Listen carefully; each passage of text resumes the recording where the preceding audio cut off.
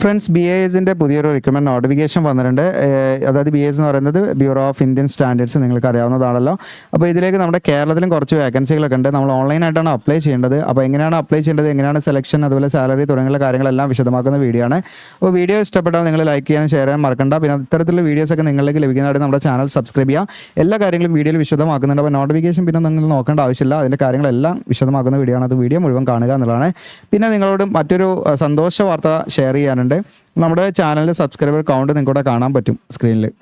Okay, 1,00,000 കഴിഞ്ഞു എന്നുള്ളത് വളരെ സന്തോഷമാണ്. അതായത് ഈ 1,00,000ത്തിലേക്ക് നമ്മൾ എത്തിയത് ഒരു വർഷം കൊണ്ടോ മാസം കൊണ്ടോ അല്ല. ഏകദേശം നമ്മൾ 4 വർഷത്തോളമായി നമ്മുടെ ചാനൽ തുടങ്ങിയിട്ട് ഇപ്പോഴാണ് നമുക്ക് 1,00,000 സബ്സ്ക്രൈബർ ആയിരിക്കുന്നത്.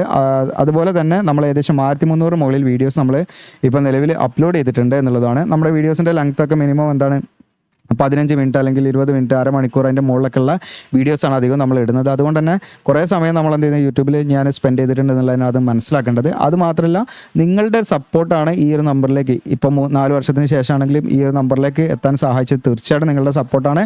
തുടർന്നും നിങ്ങളുടെ സപ്പോർട്ട് ഉണ്ടാകുമെന്ന് പ്രതീക്ഷിക്കുന്നു. അതോടൊപ്പം തന്നെ നമ്മുടെ ചാനലിൻ്റെ പേരിലാണെങ്കിലും എൻ്റെ വ്യക്തിപരമായിട്ട് പേരിലാണെങ്കിലും എല്ലാവരോടും ഞാൻ നന്ദി പറയുന്നു, നന്ദി രേഖപ്പെടുത്തുന്നു. എല്ലാവരോടും വളരെ സന്തോഷത്തിലാണ്. കാരണം നമ്മൾ 1 lakh എന്നൊക്കെ പറയുമ്പോൾ ഒരു യൂട്യൂബറെ സംബന്ധിച്ച് യൂട്യൂബിൽ വീഡിയോ ചെയ്യുന്നവർക്ക് കിട്ടുന്ന വലിയൊരു അംഗീകാരമാണ്. നമുക്ക് കിട്ടുന്ന വലിയൊരു നിങ്ങളുടെ ഒരു സപ്പോർട്ടാണ് ശരിക്കും അതിലൂടെ മനസ്സിലാക്കുന്നത്. അപ്പോൾ വളരെ സന്തോഷത്തിലാണ് എന്തായാലും.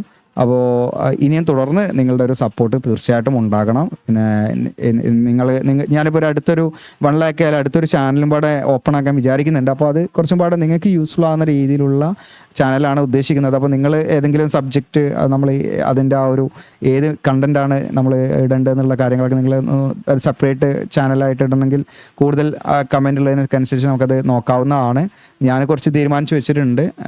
അപ്പോൾ ഞാൻ തീരുമാനിച്ച് വെച്ചതെന്ന് വെച്ചാൽ, നമ്മൾ ഈ PSC, SSC, UPSC ഒക്കെ നമ്മൾ പഠിക്കുന്ന സമയത്ത് നമ്മൾക്ക് ഈ പറയുന്ന അതായത് സയൻസ്, അതുപോലെ തന്നെ GK, അതുപോലെ തന്നെ കറണ്ട് അഫെയർ, അതുപോലെ അങ്ങനെയുള്ള കുറേ മേഖലകളുണ്ടല്ലോ. അപ്പോൾ അതിൽ നമുക്ക് പഠിക്കാൻ പ്രയാസമുള്ള ടോപ്പിക്കുകൾ എടുത്തിട്ട് അതിനെ ഒന്ന് ഷോർട്ടാക്കി ഒരു കഥാരൂപത്തിൽ ഒരിക്കലും നമ്മൾ മറന്നു പോകാത്ത രീതിയിലുള്ള കോഡൊക്കെ ആക്കിയിട്ട് ഒരു ചെറിയ വീഡിയോസ് ചെയ്യാന്നുള്ളതാണ് ഉദ്ദേശിച്ചത്. അപ്പോൾ നിങ്ങൾക്ക് അത് യൂസ്ഫുൾ ആവുമോ എന്നുള്ളത് നിങ്ങളൊന്ന് കമൻറ്റ് ചെയ്യുക. അതുപോലെ നിങ്ങളുടെ ഐഡിയകൾ എന്തെങ്കിലും ഉണ്ടെങ്കിൽ നമ്മൾ വേറൊരു ചാനലും പാടെ തുടങ്ങി. ഏതായാലും ഞാനൊരു ചാനൽ തുടങ്ങണമെന്ന് വിചാരിച്ചിട്ടുണ്ട്. അപ്പോൾ ഒഴിവിന് നമുക്ക് അതിലും വീഡിയോ ചെയ്യാൻ വേണ്ടിയിട്ടും അങ്ങനെയുള്ള കാര്യങ്ങൾക്ക് വേണ്ടിയിട്ടാണ്. അപ്പോൾ നിങ്ങളുടെ ഒരു ഒപ്പീനിയൻ എന്താണെന്ന് വെച്ചാൽ നിങ്ങൾ ദയവായിട്ട് കമൻ്റായിട്ടൊന്ന് രേഖപ്പെടുത്തുക. ഓക്കെ, നേരെ നമുക്ക് എന്ത് ചെയ്യാം, ഇന്നത്തെ വീഡിയോയിലേക്ക് വരാം. ഇന്നത്തെ വീഡിയോ എന്ന് പറഞ്ഞാൽ ഒരിക്കലും പെർമനൻറ്റ് വേക്കൻസി ഒന്നുമല്ല, കോൺട്രാക്ട് ബേസിലുള്ള വേക്കൻസിയാണ്. അപ്പോൾ ഇതിലെന്ന് പറഞ്ഞാൽ ഒരുപാട് കാറ്റഗറി, നിങ്ങൾക്ക് ഒന്നെങ്കിൽ എഞ്ചിനീയറിംഗ് ഗ്രാജുവേഷൻ അല്ലെങ്കിൽ നോൺ എഞ്ചിനീയറിംഗ് ഗ്രാജുവേഷൻ ഉള്ള വിവിധ ഡിസിപ്ലിനിൽ വിളിച്ചിട്ടുണ്ട്. ഓക്കെ, ഗ്രാജുവേഷൻ അല്ലെങ്കിൽ PG. അപ്പോൾ ഞാൻ ഇതിൻ്റെ ഒരു ഷോർട്ടായിട്ടൊന്ന് ആദ്യം ഒന്ന് പറഞ്ഞുതരാം നിങ്ങൾക്ക്, എന്നിട്ട് നിങ്ങൾ അതിൻ്റെ കാര്യങ്ങളനുസരിച്ച് നിങ്ങൾ കണ്ടാൽ മതി. അതായത് ഇതിപ്പോൾ നിങ്ങൾക്കിവിടെ കാണാം ഫീൽഡ്, സീരിയൽ നമ്പർ, ഇതിൻ്റെ ഓരോ കോളമാണ്, job location, post code, number of vacancy, education qualification, work experience. അപ്പോൾ ഇവിടെ ആയിരിക്കും ചിലവർക്ക് കൺഫ്യൂഷൻ ഉണ്ടാകുക. എസെൻഷ്യൽ ക്വാളിഫിക്കേഷൻ ഇവിടെ കാണാം, ഡിസൈറബിൾ ക്വാളിഫിക്കേഷൻ, ഡിസൈർഡ് ക്വാളിഫിക്കേഷൻ എന്ന് കാണാം. ഈ എസെൻഷ്യൽ ക്വാളിഫിക്കേഷൻ എന്ന് പറഞ്ഞാൽ നിങ്ങൾക്ക് മിനിമം വേണ്ട, ഈ ഒരു പോസ്റ്റിലേക്ക് അപ്ലൈ ചെയ്യാൻ വേണ്ട മിനിമം ക്വാളിഫിക്കേഷനാണ്, നിർബന്ധമായിട്ടുള്ള മാൻഡറ്ററി ആയിട്ടുള്ള ക്വാളിഫിക്കേഷനാണ് ഈ പറയുന്ന എസെൻഷ്യൽ ക്വാളിഫിക്കേഷൻ എന്ന് പറയുന്നത്. ഡിസൈറബിൾ ക്വാളിഫിക്കേഷൻ അല്ലെങ്കിൽ ഡിസൈർഡ് ക്വാളിഫിക്കേഷൻ എന്ന് ഉദ്ദേശിക്കുന്നത് നിങ്ങൾ കുറച്ചുകൂടെ ഈ പറയുന്ന എസെൻഷ്യൽ ക്വാളിഫിക്കേഷനുള്ള ഉദ്യോഗാർത്ഥിയേക്കാളും ഡിസൈറബിൾ ക്വാളിഫിക്കേഷനുള്ള അല്ലെങ്കിൽ ഡിസൈർഡ് ആയിട്ടുള്ള ഈ പറയുന്ന ഈ കോളത്തിൽ കൊടുത്തിരിക്കുന്ന ക്വാളിഫിക്കേഷനുള്ള ഉദ്യോഗാർത്ഥികൾ കുറച്ചുകൂടെ സ്യൂട്ടബിൾ ആണ്. ഓക്കെ, അതായത് എസെൻഷ്യൽ ക്വാളിഫിക്കേഷൻ നമ്മൾ A എന്ന് കൊടുക്കാം, ഡിസൈർഡ് ക്വാളിഫിക്കേഷൻ എന്നുള്ളത് നമുക്ക് B എന്ന് കൊടുക്കാം. അപ്പോൾ A എന്ന് പറയുന്ന ഉദ്യോഗാർത്ഥിയേക്കാളും Bയിലുള്ള ഉദ്യോഗാർത്ഥി കുറച്ചും പാടെ സ്യൂട്ടബിൾ ആണ്. ഓക്കെ, എന്നുള്ളതാണ് നിങ്ങൾ മനസ്സിലാക്കേണ്ടത്. അപ്പോൾ അതിൻ്റെ അർത്ഥം നിങ്ങൾക്ക് അപ്ലൈ ചെയ്യാൻ എന്ത് വേണ്ട, ഈ പറയുന്ന ഡിസൈർഡ് ക്വാളിഫിക്കേഷൻ വേണ്ട. പക്ഷേ നിങ്ങൾക്ക് ഇവിടെ കൊടുത്തിരിക്കുന്ന കോളത്തിലുള്ള ഡിസൈർഡ് ക്വാളിഫിക്കേഷൻ ഉണ്ടെങ്കിൽ, നിങ്ങൾക്ക് ഈ പറഞ്ഞിരിക്കുന്ന അവർ മെൻഷൻ ചെയ്തിരിക്കുന്ന ചില ക്വാളിഫിക്കേഷൻ ഉണ്ട്, മാസ്റ്റേഴ്സ് ഡിഗ്രി കാര്യങ്ങളൊക്കെയാണ്. അപ്പോൾ അതുണ്ടെങ്കിൽ നിങ്ങൾ ഓൺലൈൻ അപ്ലൈ ചെയ്യുന്ന സമയത്ത് ദയവായിട്ട് നിങ്ങൾ അതിൻ്റെ ഡീറ്റെയിൽസും കൂടെ കൊടുക്കാം, വിട്ടുപോകരുത്. കാരണം നിങ്ങൾക്ക് പ്രിഫറൻസ് ഉണ്ടാകും, മുൻഗണന ഉണ്ടാകും. ഓക്കെ, പക്ഷേ ഇതിലേക്ക് അപ്ലൈ ചെയ്യാൻ നമുക്ക് ഈ കോളത്തിൻ്റെ ആവശ്യം നിങ്ങൾ നോക്കേണ്ടതില്ല. ഉണ്ടോ ഇതിലുള്ള ഡിസൈർഡ് ക്വാളിഫിക്കേഷൻ ഉണ്ടെങ്കിൽ അത് നിങ്ങൾക്ക് കുറച്ചും പാട് അതൊരു അഡ്വാൻറ്റേജ് ആണ്, നിങ്ങൾ മനസ്സിലാക്കുക. അതോടൊപ്പം തന്നെ ഇതിലേക്ക് എക്സ്പീരിയൻസ് വേണം. മിനിമം 2 വർഷത്തെ എക്സ്പീരിയൻസ് ആണ്, ചില പോസ്റ്റിന് 3 വർഷത്തെ എക്സ്പീരിയൻസ് ഉണ്ട്. അതിൻ്റെ ഫീൽഡ് കാര്യങ്ങളൊക്കെ കൂടെ പറയുന്നുണ്ട്. അത് ജസ്റ്റ് നിങ്ങൾ നോക്കുക. ഞാൻ ജസ്റ്റ് ക്വാളിഫിക്കേഷനും പോയതൊന്ന് ജസ്റ്റ് ഇങ്ങനെ പറഞ്ഞു പോവാണ്.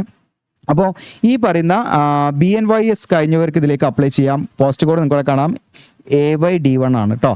അതിന് ഓരോ പോസ്റ്റ് കോഡ് CED1 ആണെങ്കിൽ സിവിൽ എഞ്ചിനീയറിംഗ് ഗ്രാജുവേഷൻ നിങ്ങൾക്ക് കാണാം. BR BTech അല്ലെങ്കിൽ സിവിലിൽ നിങ്ങൾ BSc സിവിൽ എഞ്ചിനീയറിംഗ് കഴിഞ്ഞവർക്കൊക്കെ ഇതിലേക്ക് അപ്ലൈ ചെയ്യാം. കുറേ വേക്കൻസികളുണ്ട്, ഇതൊക്കെ സിവിൽ തന്നെയാണ്. അതുകൊണ്ടാണ് എങ്ങനെ പറയുന്നത്. എന്തെങ്കിലും ഡൗട്ട് ഉണ്ടെങ്കിൽ തീർച്ചയായും നിങ്ങൾ കമൻറ്റായിട്ട് രേഖപ്പെടുത്താം.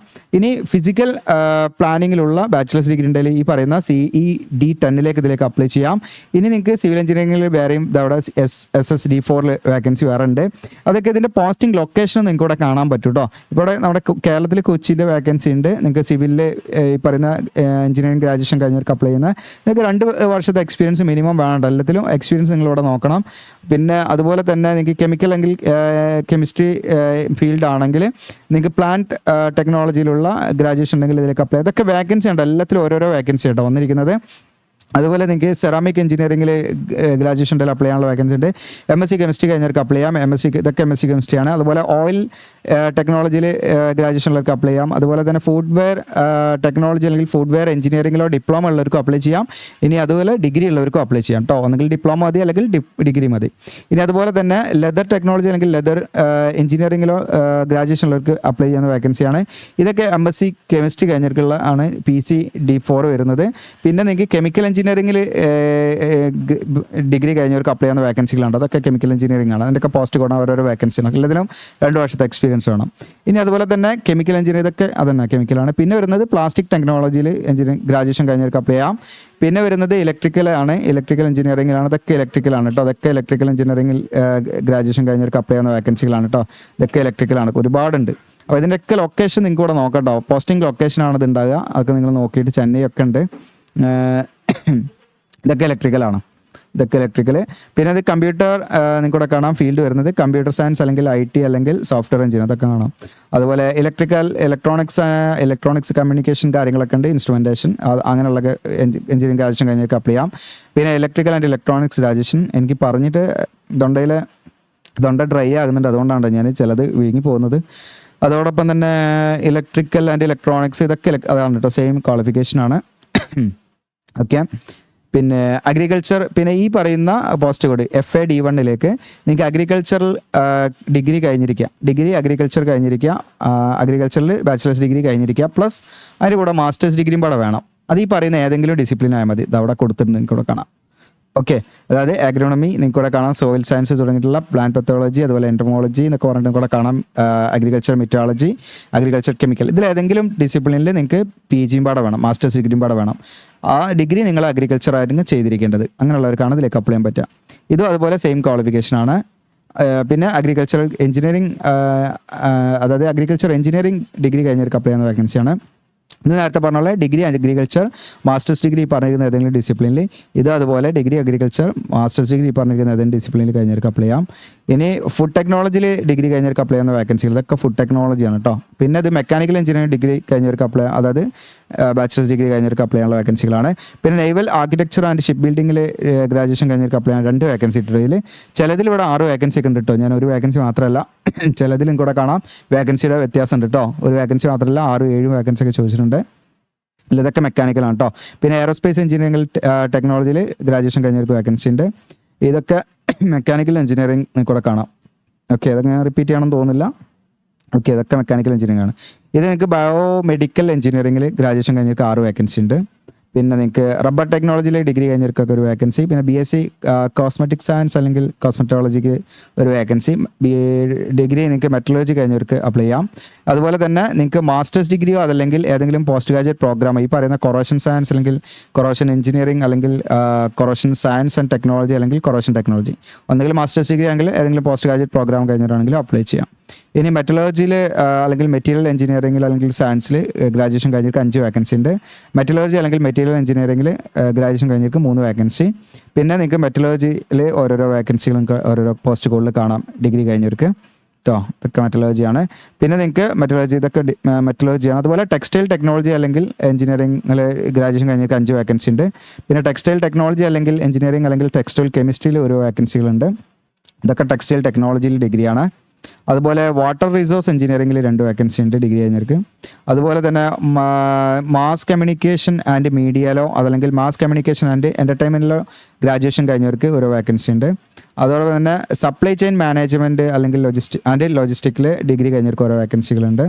പിന്നെ അതുപോലെ തന്നെ travel and tourism management and certification course in medical tourism രണ്ടും വേണം കേട്ടോ. സർട്ടിഫിക്കേഷൻ കോഴ്സും ചെയ്തിരിക്കണം. ഈ പറയുന്ന ട്രാവൽ ആൻഡ് ടൂറിസം മാനേജ്മെൻറ്റിൽ ഡിഗ്രിയും ഈ പറയുന്ന മെഡിക്കൽ ടൂറിസത്തിലുള്ള ഡിഗ്രി കോഴ്സും ചെയ്തവർക്കാണ് ഇതിലേക്ക് അപ്ലൈ ചെയ്യാൻ പറ്റുക. അക്കൗണ്ടിങ്ങിൽ ഗ്രാജുവേഷൻ കഴിഞ്ഞവർക്ക് അപ്ലൈ ചെയ്യാം. എക്കണോമിക്സിൽ ഗ്രാജുവേഷൻ കഴിഞ്ഞവർക്ക് അപ്ലൈ ചെയ്യാം. പിന്നെ masters degree in education planning and administration കഴിഞ്ഞവർക്കോ അല്ലെങ്കിൽ masters educational leadership and management കഴിഞ്ഞവർക്കോ അങ്ങനെ ആൾക്ക് അപ്ലൈ ചെയ്യാം SSD 7ലേക്ക്. അപ്പോൾ ഇത്രയാണ് ഇതിൻ്റെ വേക്കൻസി ഡീറ്റെയിൽസ്. ഇനി നമ്മൾ എങ്ങനെ മറ്റു കാര്യങ്ങളിലേക്കാണ് നമ്മൾ വരുന്നത്, നമ്മൾ ശ്രദ്ധിക്കേണ്ടതായ കാര്യങ്ങൾ. ഇതാണ് അഡ്വർടൈസ് നമ്പർ ഇവിടെ കാണാൻ പറ്റും. കൺസൾട്ടൻറ്റ് എന്ന് പറയുന്ന പോസ്റ്റ്, അതായത് കൺസൾട്ടൻസ് ഫോർ സ്റ്റാൻഡർഡൈസേഷൻ ആക്ടിവിറ്റീസ് എന്നാണ് ഇതിൻ്റെ ആ ഒരു നമുക്ക് എൻഗേജ് ചെയ്യുന്ന ഒരു പോസ്റ്റിൻ്റെ അല്ലെങ്കിൽ നമ്മുടെ ആ ഒരു ഏരിയ എന്ന് പറയുന്നത്. അപ്പോൾ കോൺട്രാക്ട് ബേസിലാണ് വിളിച്ചിരിക്കുന്നത്. ഇനിഷ്യലി 1 വർഷത്തേക്കാണ് വിളിച്ചിരിക്കുന്നത് കേട്ടോ. അപ്പോൾ സെലക്ഷൻ പ്രോസസ്സ് എന്ന് പറഞ്ഞാൽ നമ്മുടെ അപേക്ഷ നോക്കിയിട്ട് അവർ ഷോർട്ട് ലിസ്റ്റ് തയ്യാറാക്കും. നമ്മുടെ ക്വാളിഫിക്കേഷൻ, എക്സ്പീരിയൻസ്, നമ്മുടെ ഡിസേബിൾ ക്വാളിഫിക്കേഷൻ അതൊക്കെ വെച്ചിട്ടാണ് അവർ ഷോർട്ട് ലിസ്റ്റ് തയ്യാറാക്കുക. അങ്ങനെ ഷോർട്ട് ലിസ്റ്റിൽ ഉൾപ്പെട്ട ഉദ്യോഗാർത്ഥികൾ എന്ത് ചെയ്യും, അവർ ഈ പറയുന്ന നിങ്ങൾക്കിവിടെ കാണാം ടെക്നിക്കൽ നോളജ് അസസ്മെൻറ്റ് ടെസ്റ്റിനോ അല്ലെങ്കിൽ ഇൻ്റർവ്യൂവിനോ അവർ വിളിക്കും കേട്ടോ. അപ്പോൾ രണ്ടും ഉണ്ടാകാം മേ ബി. അപ്പോൾ ആ രീതിയിൽ നമ്മുടെ ആ ഒരു ലിസ്റ്റ് അവർ തയ്യാറാക്കിയിട്ട് നമ്മൾ എലിജിബിൾ ആണെങ്കിലാണ് വിളിക്കുക. ഇതിലേക്ക് അപേക്ഷാ ഫീസ് ഒന്നും വേണ്ട കേട്ടോ. പിന്നെ ഇതിൽ 1 വർഷത്തേക്കാണ് നിയമിക്കുന്നത്. റെമ്യൂണറേഷൻ കാണാം 70,000 പെർ മന്ത് നിങ്ങൾക്ക് ലഭിക്കും എല്ലാ പോസ്റ്റിനും കേട്ടോ. അതോടൊപ്പം തന്നെ ഏജ് ലിമിറ്റ് 65 വയസ്സ് വരെ ഇതിലേക്ക് അപ്ലൈ ചെയ്യാം. ലാസ്റ്റ് ക്ലോസിംഗ് ഡേറ്റ് കണക്കാക്കിയിട്ടാണ്. ക്ലോസിംഗ് ഡേറ്റ് കാര്യങ്ങളൊക്കെ ഞാൻ പറയാം. ഇനി ഇതിലേക്ക് ഓൺലൈൻ അപേക്ഷയുടെ സ്റ്റാർട്ടിംഗ് ഡേറ്റ് ഏപ്രിൽ 19 മുതൽ നിങ്ങൾക്ക് മെയ് 9 വരെ ഇതിലേക്ക് അപ്ലൈ ചെയ്യാം. 9/5/2025 ലാസ്റ്റ് ഡേറ്റ്. ഇവിടെ കാണാം ആപ്ലിക്കേഷൻ ഫീ ഒന്നുമില്ല, ഫ്രീ ആയിട്ട് നിങ്ങൾക്ക് ഇതിലേക്ക് അപ്ലൈ ചെയ്യാവുന്നതാണ്. അപ്പോൾ ഇനി എങ്ങനെയാണ് അപ്ലൈ ചെയ്യേണ്ടതെന്ന് വെച്ചാൽ നമ്മുടെ വീഡിയോയുടെ ഡിസ്ക്രിപ്ഷനിൽ ഞാൻ അപ്ലൈ ചെയ്യുന്ന ലിങ്ക് തരും. അതിൽ ക്ലിക്ക് ചെയ്താൽ നിങ്ങൾ ഈ പേജിലേക്ക് വരും. നമ്മുടെ GOC എജുലാൻഡിൻ്റെ വെബ്സൈറ്റാണ്. താഴോട്ട് സ്ക്രോൾ ഡൗൺ ചെയ്യാൻ നിങ്ങൾ ഇവിടെ കാണാം BAS റിക്രൂട്ട്മെൻറ്റ് എന്ന് പറഞ്ഞിട്ട് കാണാം. അതിൽ ക്ലിക്ക് ചെയ്യാം. ഇനി അത് കണ്ടില്ലെങ്കിൽ താഴോട്ട് നോക്കുക അല്ലെങ്കിൽ റീഡ് മോർ എന്നുള്ള ക്ലിക്ക് ചെയ്താൽ നിങ്ങൾക്ക് കാണാൻ പറ്റുമെങ്കിൽ നമ്മുടെ വെബ്സൈറ്റ് തന്നെ സെർച്ച് ചെയ്ത് BAS എന്ന് അടിച്ചു കൊടുത്താൽ മതി. അതിൽ ക്ലിക്ക് ചെയ്യുമ്പോൾ നിങ്ങൾ ഈ പേജിലേക്ക് വരും. താഴോട്ട് സ്ക്രോൾ ഡൗൺ ചെയ്യുക. നിങ്ങൾ ഇവിടെ കാണാം നോട്ടിഫിക്കേഷൻ എന്ന് കാണാം. ഓക്കെ, നോട്ടിഫിക്കേഷൻ ഡൗൺലോഡ് ചെയ്യാം. ആപ്ലിക്കേഷൻ ഫോം എന്നുള്ളതിൻ്റെ നേരെ അവിടെ ക്ലിക്ക് ചെയ്യാം. അതിൽ ഓപ്പൺ ആക്കാം. ഇത് നമ്മൾ ഓൺലൈനായിട്ട് അപ്ലൈ ചെയ്ത് കൊടുക്കേണ്ടത്. അതിൽ നിങ്ങൾക്ക് കോൺടാക്ട് ചെയ്യാം കേട്ടോ വാട്സപ്പിൽ. അപ്പോൾ അത് ഓപ്പൺ ആക്കുമ്പോൾ നിങ്ങൾക്ക് എന്താണ് ഇവിടെ ഇങ്ങനെ ലോഗിൻ ചെയ്യാനുള്ളൊരു പൊസിഷൻ ഒരു ഫോമിലേക്കാണ് നമ്മൾ വന്നിരിക്കുന്നത്.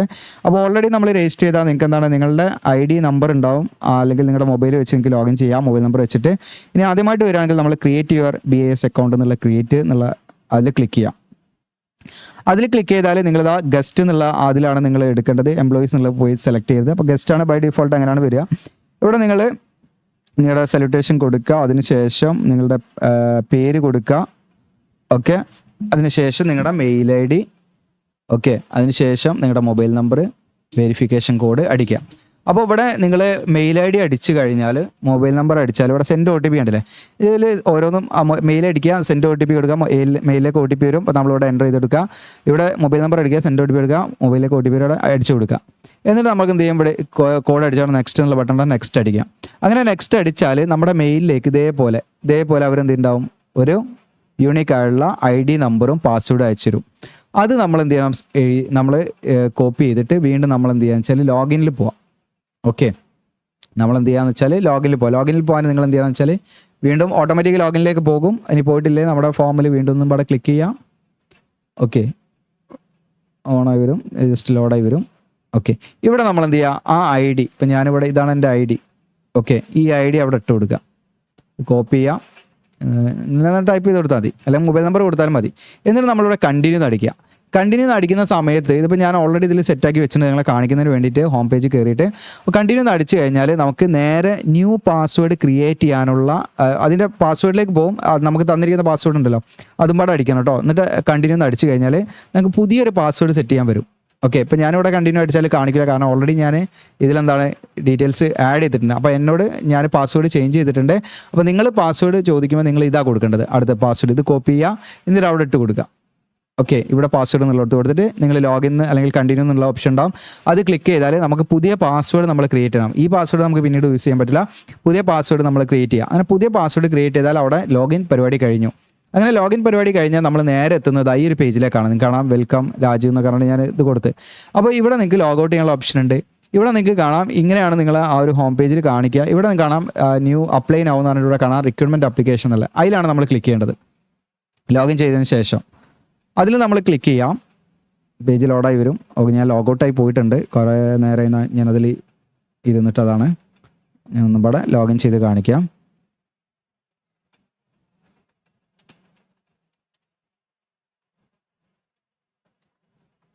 ഓക്കെ, ലോഗിൻ ചെയ്യാം.